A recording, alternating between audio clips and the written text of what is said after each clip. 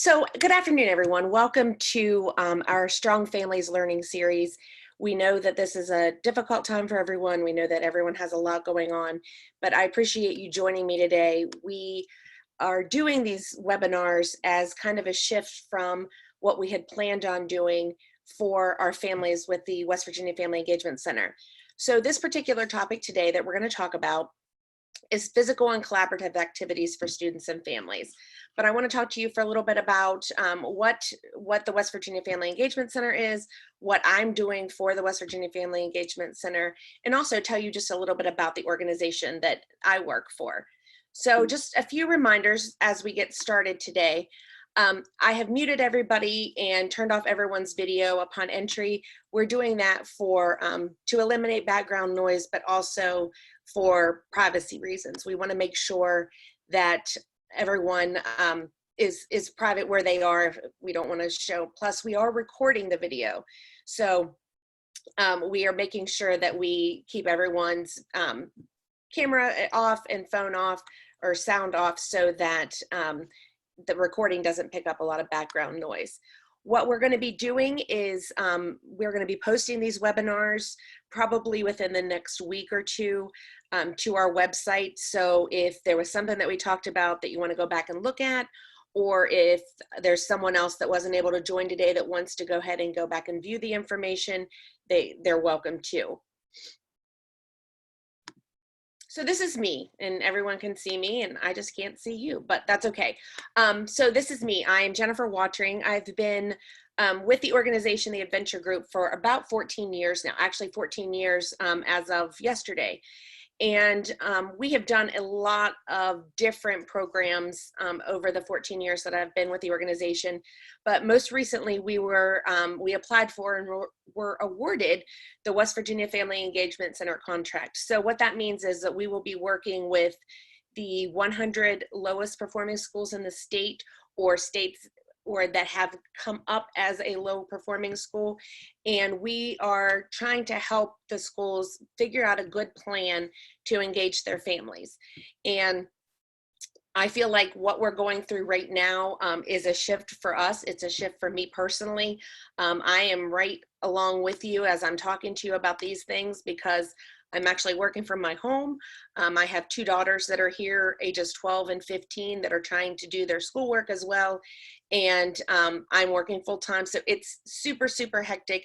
But I hope that the information that I share with you today will just give you some good ideas, good things that you can kind of think about with your students. I know your students are older.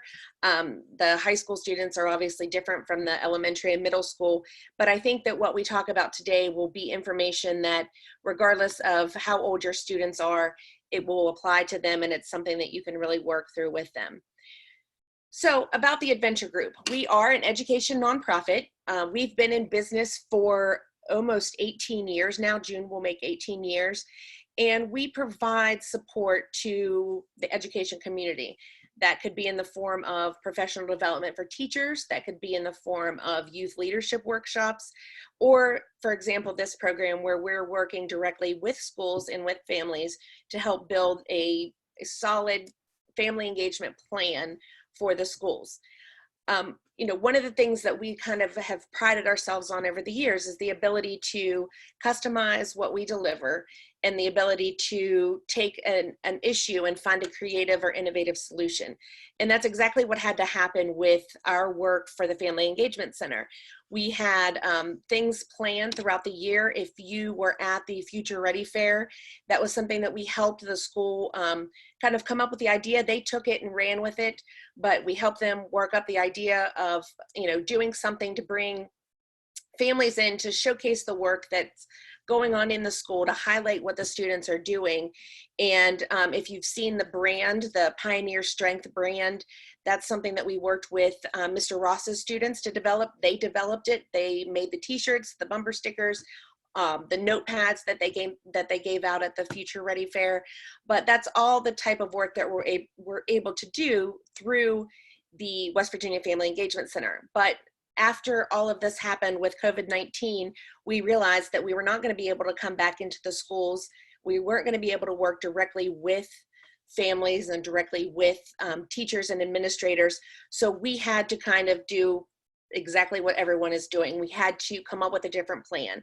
So we took some of the ideas that we had, some of the things that we knew that families may be struggling with during this time. And I'm unique in our organization because I am one of the only ones with younger children. And I said, you know, people need some information. We need to work with our schools.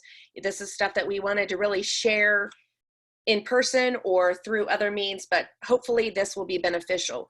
In addition, you know, we know that this is a time that is a struggle for many, many people. And we want to make sure that, you know, we are able to use the resources that were for you. And so that's why we're able to offer, we did receive approval and are able to offer the Walmart gift cards. Just a quick explanation of how that will happen.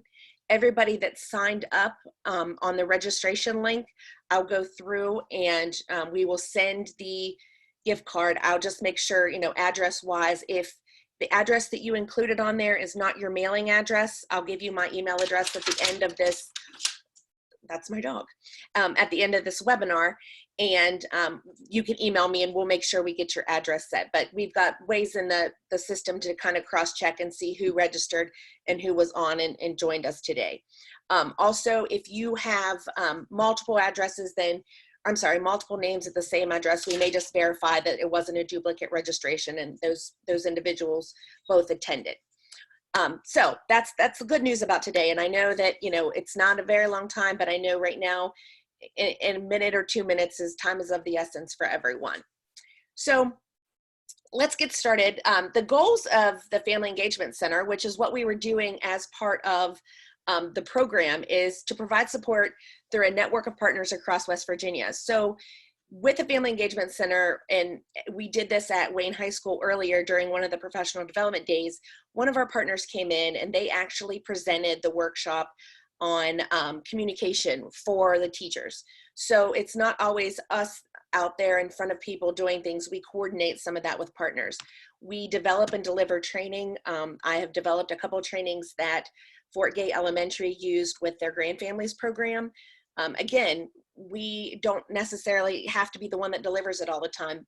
We know that there are people in the school that are capable of doing that. They just needed a little bit of support with developing the content. And then finally, we have financial resources through the grant that we're able to help schools and support their family engagement plans. So, you know, as I mentioned at Wayne High School, we had the Future Ready Fair. During one of the basketball games, actually, if you were at the basketball game, I was there for that as well with my coworker Amber, and we were with the students that developed the brand for the school and provided the t-shirts out to everyone that came in. So what we're going to talk a little bit about today, or what we're really going to focus on today, is the fact that this is a different time for all of us. This is not something that I would venture to say any of us have been through at this point in our lives. But as I was preparing for all of this, I was reading an article, and what it said was, every child is different, every family is different, but there are universals. We all need connection and compassion. We all need choice and autonomy. We need the permission to process this social distancing thing in our own way. We all need to be shown a little bit of grace. And time again, we're hearing things where people are saying, you know, it looks different for everyone, but we're all in some way, shape, or form looking at things differently right now. I'm looking at work differently. You may not be working by chance because something has shut down. So we really want to talk about the physical activities, but really that connection. We don't have any choice right now but to be engaged with our students. They're in our homes, they're learning in our homes, they have questions about their schoolwork, but we need to remember that there's a whole host of resources out there that are willing and available to help if you are stuck with something or if your student is having difficulty. So for the purposes of the information today, physical activity. You know, I find myself when I'm working from home, which I did a couple days a week previously before all of this started, I was the type of person that would come in, sit down on my computer, and I may or may not get up for the entire day. It may be, you know, my children have come home before and said, "Mom, did you ever move today?" Because I'm in the exact same spot I was when they left for school. So that's not healthy. And what I've realized by this is my children are doing it and I'm doing it as well. But the research shows that children and adolescents ages 6 through 17 should do 60 minutes or more of moderate to vigorous exercise. Now, that also applies to adults. We need to make sure that we're getting out, we're moving, not only for the health side of it, but let's be honest, we are all stressed out to the max. And physical activity improves mood and well-being and reduces stress and anxiety. There are just times where you need to stop everything and get up and move, whether it's to walk outside, whether it's to take your child out and maybe walk around the block or walk in the yard, keeping away from people, of course. But it's a time for you to help yourself and to help your child in an easy way. The other thing is that doing activities with your child, that, and I understand, you know, when I say child, you have young adults. I have a young adult too, doesn't like to be called a child, but your child or young adult, it creates a sense of connection with them. And right now they are really, really missing that connection. Yes, they're FaceTiming with their friends or Snapchatting with their friends, but and in some cases they're engaging with their teachers, but that peer-to-peer interaction is missing. And so the children that are in our homes, the children that are being cared for in our homes, we really need to kind of help nurture that need and that sense of connection. That will really work to build the child caregiver relationship, and it opens up the line of communication with you and your student. I want to step back just for a minute, and you know, we talk about parent engagement, and you hear parent engagement, but we are very well aware, and we refer to everything as family engagement because we know that family is defined differently. We know that you may have children that are living in your home that are not your biological children. They may be not even related to you. We know there's a lot of foster care. So we want to make sure that you're creating those connections with any of the children that are living, you know, with you or that you have direct contact with. So these are just some tips of what can we do. None of these things are difficult. None of these things cost a whole lot of money, and none of them really take a lot of time, but they can work to build that relationship with your child and really help you in some instances. I have a whole list today that my kids are they're doing. I divided up some chores, and it helps me tremendously because now I don't have to do it whenever I get off of finished working this evening. So first thing is take a walk together.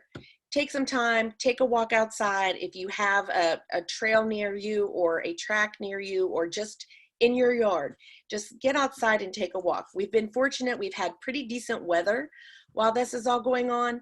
So take some time, get some sunshine. Everybody is vitamin D deficient. If you live in West Virginia, you're vitamin D deficient.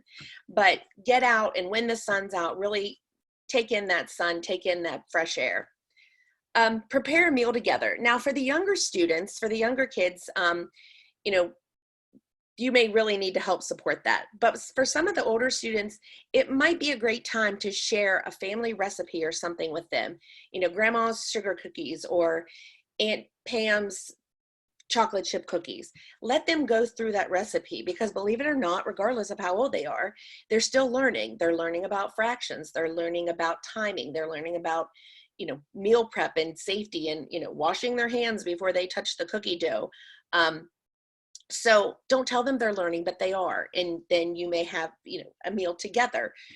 We encourage you to sit down and eat a meal together. Everybody is trying to get things done, trying to get things figured out, but we don't have any basketball practices right now. We don't have any track or cross country practices right now. We don't have any sports practices of any kind. So we have to think about the time that we typically don't have to sit down and have a meal together. Hopefully now's the time that you could find time for either a breakfast, lunch, or dinner together as a family unit. Play board games or cards. That could be as simple as war. I've probably played 75 games of war while this is all going on. And that's just because it's something that my daughter likes to do. We sometimes play in the middle of the day. We sometimes play at night. But I think that something as simple as a board game or cards can really help you connect to your student or your child to make them feel like, you know what, I do have someone that's still here for me. I do have someone that I can talk to about this. When you're eating your meal together, that also opens up a time for some really one-on-one discussion or one-on family discussion with your child. And I think that what's important to remember there is that you are not going to have all the answers, and that's okay. No one at this point really has all of the answers. So I think the most important thing that I'd like to remind you about with that is it's okay to say you don't know. What you can do then is you can learn together. You can find a way to, you can look it up online, make sure it's a reputable source.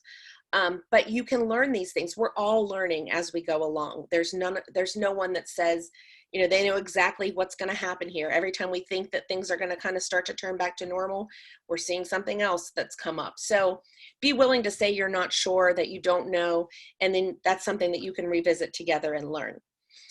Color together. You're probably like, well, why would you say color together? You're talking to a group of high school parents. But there's a whole industry around adult coloring books now. There are coloring books that have, you know, prismatic pictures and religious themes. And I think my daughter has a serial killer coloring book. Not the greatest thing in the world, but nevertheless, kids of all ages still love to color. And it's a very relaxing kind of, I'll say, mind-numbing experience to color. So sit down and color with them. They think that that's great because we've never had the time to do that, excuse me, under normal circumstances. And then the next thing that I would suggest is sports. These kids that have been involved in sports, especially at the high school level, they are missing that. They miss their teammates. They miss the structure of, my daughter's a cross-country runner, of running every day, of having those workouts every day. And there's only so much of that that I can emulate in the home. But pass a football, pass a baseball, you know, play a couple basketball games together if you have a hoop that you can use safely. But just get out, move, and really I think that you'll find that that will open up your child to maybe bring some things up to you that you didn't know were going on, maybe some concerns that you didn't realize they had, because just as we're going through all this and we're processing all of this as adults, they're trying to do the same thing as young adults or children.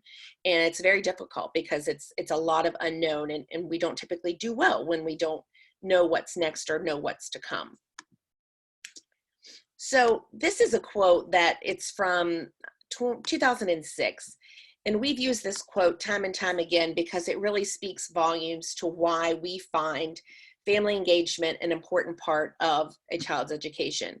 And it actually supports the research that shows that no matter their income or background, students with involved parents, and as you notice, I changed and put in parentheses, families, are more likely to have higher grades and test scores, attend school regularly, have better social skills, show improved behavior, and adapt well to school.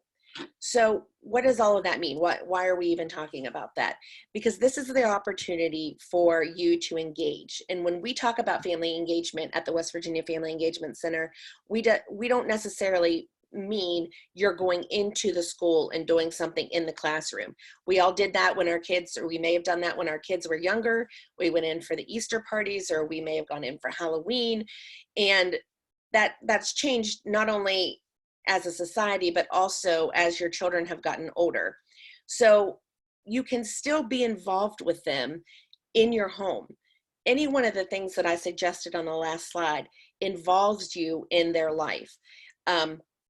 There's tons and tons of research, obviously, which is why, you know, there's so much emphasis on it.